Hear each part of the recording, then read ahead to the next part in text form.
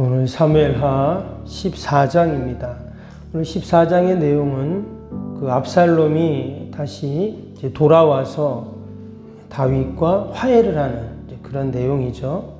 우리가 앞에서 보았듯이 그 암논이 그 이복 여동생이었던 다말을 욕보이면서 그 오빠였던 압살롬이 어떻게 했습니까? 암논을 죽였잖아요. 그리고는 도망을 갔는데 때가 되어서 그 요압 장군이 중재를 했습니다. 그래서 그가 이제 다윗과 화해를 하는 그런 내용이 말씀에 나오죠. 오늘 마지막 절 보시면 마지막 절 33절이죠. 33절 보시면 요압이 왕께 나아가서 그에게 아뢰매 왕이 압살롬을 부르니 그가 왕께 나아가 그 앞에서 얼굴을 땅에 대어 그에게 절하매 왕이 압살롬과 입을 맞추니라. 그래서 입을 맞췄다는 것은 이제 서로 화해했다 이 말이거든요. 그래서 마치 이 가정에 있었던 다윗의 가정에 있었던 이런 아픔, 상처들이 이제 잘 화해가 되고 또 다윗도 아들을 용서하고 이렇게 해서 오늘 14장이 끝나는데, 근데 이제 다음 장인 15장에 이제 내일 볼 15장에 보면 주일이네요. 보면 15장에 어떤 내용이 나오냐면 이 압살롬이 반역을 일으킵니다. 그래서 다윗이 왕궁에서 도망을 치는 또 이런 일이 또 일어나게 돼요. 아니 앞에서 잘 화해를 하고 뭐 아무 문제도 없는 이제 다 해결된 줄 알았는데 그게 아니었어요. 아버지의 왕국을 빼앗고 다윗은 도망을 가고 과연 왜 이런 일이 일어났을까?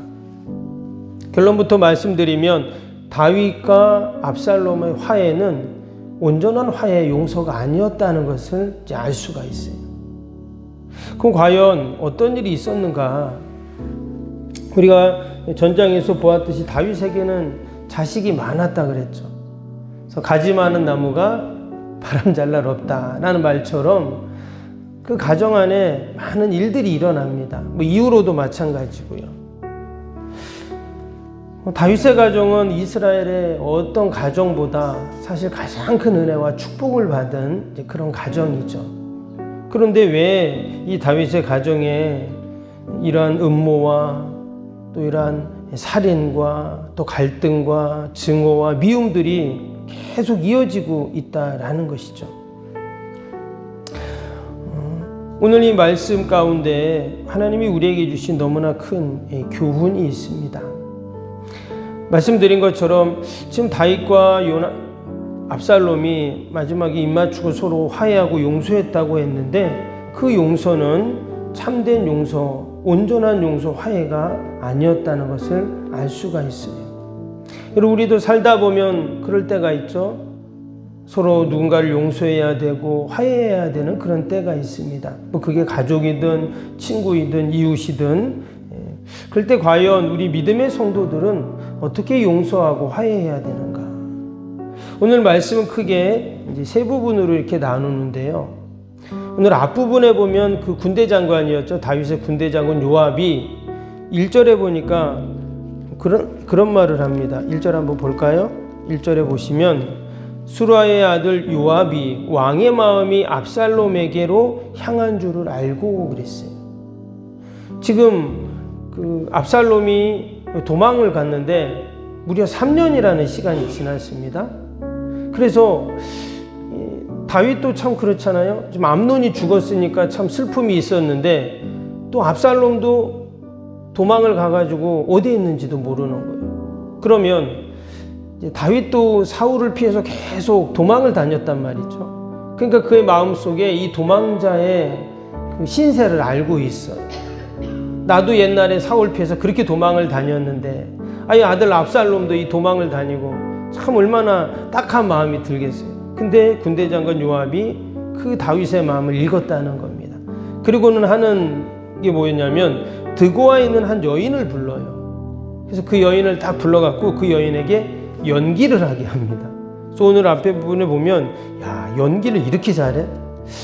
뭐 뮤지컬 배우 같은 거 하면 딱 좋겠다 이런 생각이 들 정도로 연기를 잘하는데 상복을 싹 갈아입고 왕 앞에 가가지고 그냥 그 얘기를 하는 거예요. 나한테 두 아들이 있는데 들에서 두 아들이 싸우다가 하나둘 죽였습니다. 근데 마을 사람들이 그 죽인 아들을 데려다가 정의를 실현해야 된다고 하면서 그 아들도 죽여야 된다 그러고, 율법에 의하면 그렇죠. 사람을 죽이면 자기도 죽어야 되는 거예요. 근데 이제 이 과부의 입장에서는 어떻습니까? 아들 하나가 죽었는데 남은 아들마저도 동네 사람들이 죽이면 대가 끊기잖아요. 그래서 그 얘기를 지금 왕에게 하는 것입니다. 그 얘기를 가만히 들어보니까 너무 딱하잖아요. 그래서 다윗이 걱정하지 말라고, 내가 털끝 하나 건들지 못하도록 도와줄 테니까 걱정하지 말라고 다 그 얘기를 합니다. 근데 알고 봤더니 그게 무슨 말이에요? 거짓말이었어요. 그 이야기는 결국 다윗의 가정의 이야기를 하는 것이었거든요. 그래서 나중에서야 그 이제 내용을 알게 되었습니다. 요압이 그 여인의 그 입에다가 할 말을 다 얘기해주고 그랬다는 거예요. 거짓말임에도 불구하고 하나님은 다윗의 마음을 움직이십니다. 그래서 요압 장군에게 가서 그럼 압살롬을 빨리 찾아갖고 데려와라. 그래갖고 압살롬이 오게 된 거죠. 근데 왔는데 어때요? 3년 만에 왕궁에 왔는데 다윗이 압살롬을 안 봅니다. 그리고는 어떻게 해요? 용서하고 화해했는 줄 알았는데 그게 아닙니다. 무려 2년 동안 마치 별궁에 가서 그냥 지내게 하는 것이죠. 아마 다윗의 입장에서도 그리웠지만 또 다른 한편으로 어떨까요? 다윗이 가장 사랑하는 큰아들 암놈을 죽였잖아요. 당연히 암놈이 한 일은 잘못된 일이 맞지만 근데 그 아이들을 심판하는 일을 압살롬이 하는 것은 맞지 않습니다. 그런데 이 모든 과정에서 보면은요, 결국은 어떤 일이 일어나냐? 겉으로는 하나님을 이야기하는 것 같고 또 이야기하는 것 같지만 실제로는 전혀 신앙적이지 않은 모습을 봐요. 처음에 암논이 그 다말을 범했을 때도 다윗이 당연히 그를 훈계해야 되고 그에 대한 대가를 치러 이야기해도 불구하고 아무런 말을 안 했어요. 근데 압살롬도 마찬가지입니다. 압살롬이 암논을 죽인 이후에도 아무런 제재를 가하지 않았다라는 거예요. 처음에는 그도 어느 정도 훈계를 하려고 했습니다. 그러나 결국은 잘못된 부성이 그를 점점 더 죄악의 구렁텅이로 밀어넣고 결국 15장에 가서는 반역을 하는 그런 일이 일어나게 되었다는 거예요. 오늘 뒤에 32절에 보면 이런 말씀이 나옵니다. 32절 한번 볼까요? 32절에 좀 내용이 긴데 32절에 제가 한번 읽어보겠습니다. 압살롬이 요압에게 대답하되 내가 일찍이 사람을 내게 보내 너로 이리로 오라고 청한 것은 내가 너를 왕께 보내 아뢰게 하기를 어찌하여 내가 그 술에서 돌아오게 되었나이까. 이때까지 거기에 있는 것이 내게 나았으리이다 하려 함이로다. 이제는 내가 나로 하여금 왕의 얼굴을 볼 수 있게 하라. 내가 만일 죄가 있으면 왕이 나를 죽이시는 것이 옳으니라 하는지라. 자기가 지금 이제 돌아왔는데 왕이 자기를 부르지 않는다는 거잖아요. 그 내가 잘못이 있으면 내가 죽는 게 맞다. 도리어 이렇게 당당합니다. 여러분 지금 이 압살롬은 어떻게 해야 되죠? 그 암논을 죽였잖아요. 그러니까 이 압살롬의 입장에서는 사실 하나님 앞에 회개하고 자신의 잘못을 고백하고 또 자숙하고 겸손히 하나님 앞에 머리를 숙이고 그래야 함이 맞잖아요. 그럼에도 불구하고 그는 지금 너무나 당당합니다. 내가 뭐 잘못이 있냐고. 암논이 잘못했으니까 죽을 짓을 했으니까 그렇지. 이렇게 지금 얘기를 하고 있는 거죠. 안타까운 것은 이 모든 과정 가운데 다윗이 말씀에 충실해서 자녀를 붙잡고 그를 하나님 앞에 서게 함에도 불구하고 다윗은 아무 말도 하지 않고 있어요. 결국 다시금 이 압살롬은 반역을 일으키고 온 나라를 혼란 가운데 빠뜨리는 이러한 참으로 안타까운 그런 모습을 보입니다. 여러분, 하나님께서 우리에게 맡겨주신 귀한 자녀들을 우리가 양육하고 자녀들 위하여 기도할 때도 우리가 늘 하나님의 말씀에 근거해서 우리의 자녀를 돌보고 또 하나님께 여러분 맡겨야 할 줄로 믿습니다. 다윗과 압살롬의 화해, 용서는 사실 위장된 화해였고 용서였습니다. 요압도 마찬가지입니다. 왕의 마음, 또 아들의 마음, 또 나라를 생각하는 충정에서 그가 그렇게 드구와 여인을 불러와서 또 거짓으로 연기하는 것처럼 보였지만 거기에는 진정한 하나님의 화평, 하나님의 화해가 없었다는 것을 우리는 알게 됩니다. 우리는 언제나 말씀을 붙잡아야 됩니다. 결국 말씀 붙잡고 하나님 앞에 우리가 믿음으로 나아가고 믿음으로 올려드릴 때 하나님은 모든 것을 여러분 선하게 인도하실 줄로 믿습니다. 오늘도 저와 여러분이 자녀들 위해 기도할 때 또 우리가 다 가져온 어떤 기도 제목들도 우리가 하나님께 다 믿음으로 올려드리는 저와 여러분 되시기를 주님의 이름으로 축복합니다. 오늘도 말씀 생각하면서 함께 금요일 기도 함께 기도하겠습니다. 금요일 기도입니다. 새 성전 건축을 통해 주님의 지상명령을 수행하게 하옵소서. 아멘. 복음의 능력으로 사람을 살리고 세우는 거룩한 공동체로 쓰임받게 하옵소서. 아멘. 선교, 구제, 봉사, 섬김이 새로운 공간을 통해 역동적으로 펼쳐지게 하옵소서. 아멘. 사도행전을 꿈꾸고 이루는 위대한 교회로 세워지고 쓰임받게 하옵소서. 아멘. 성도들의 간절한 기도와 눈물의 헌신으로 든든히 서가는 교회가 되게 하옵소서. 아멘. 주의를 온전히 성수하며 온전한 11전금을 드리는 성도가 되게 하옵소서. 아멘. 교회 모든 일꾼들이 성령과 지혜와 믿음과 은혜가 충만하게 하옵소서. 아멘. 온 성도들이 마음과 생각이 하나 되어 건축 과정에 큰 힘이 되게 하옵소서. 아멘. 온 성도들이 교회에 대한 사랑과 긍지로 새성전 건축을 이루어 가게 하옵소서. 아멘. 분열의 악한 영이 틈타지 않게 하시고 건축하는 가정 가운데 실족하는 사람이 한 명도 없게 하옵소서. 아멘. 새성전을 통해 하나님의 기적 같은 사역이 펼쳐지게 하옵소서. 아멘. 생명력 있는 복음의 역사가 나타나는 부흥의 진원지가 되게 하옵소서. 아멘. 세계를 품고 열방을 위해 기도하는 공간, 거룩한 소통의 공간이 되게 하옵소서. 아멘. 성도들이 벅찬 마음으로 새성전에 임할 하나님의 영광을 소망하게 하옵소서. 아멘. 하나님의 꿈과 비전이 아름답게 펼쳐지는 것을 다 함께 누리게 하옵소서. 아멘. 예수님의 이름으로 기도합니다. 아멘.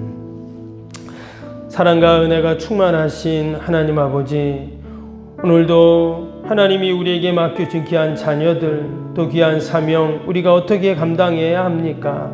늘 말씀 붙잡고 믿음으로 하나님 감당케 하여 주옵소서.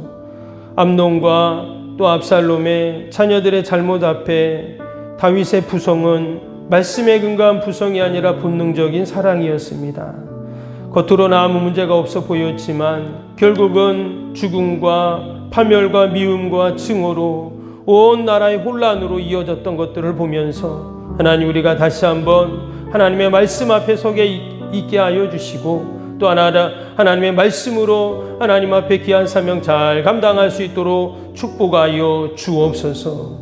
하나님, 오늘도 우리가 나라 민족과 또 교회와 이웃과 또 우리 살아가는 자녀들, 내 힘으로 할 수 없는 인생의 문제들 하나님 다 올려드립니다. 하나님 도우시고 함께하여 주옵소서. 오늘도 멀리 해외에서 사역하시는 귀한 선교사님들 축복하시고 힘있게 귀한 사명 넉넉히 감당할 수 있도록 많은 기도의 후원자들, 물질의 후원자들 붙여주시고 또 저희 교회가 더욱더 하나님 힘다하여서 섬기고 후원하고 아버지 또 동역하는 은혜가 복이 있게 하여 주옵소서. 하나님, 오늘도 우리 연약한 육신 꼭 붙잡아 주시고 우리 병상에 있는 우리 원로 목사님, 또 우리 살아가는 성도들, 또 자녀들 어디 있든지 늘 하나님의 은혜와 복으로 충만케 하여 주옵소서.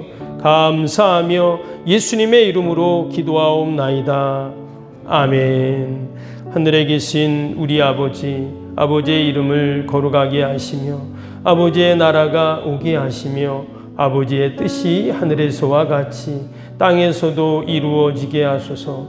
오늘 우리에게 일용할 양식을 주시고 우리가 우리에게 잘못한 사람을 용서하여 준 것 같이 우리 죄를 용서하여 주시고 우리를 시험에 빠지지 않게 하시고 악에서 구하소서.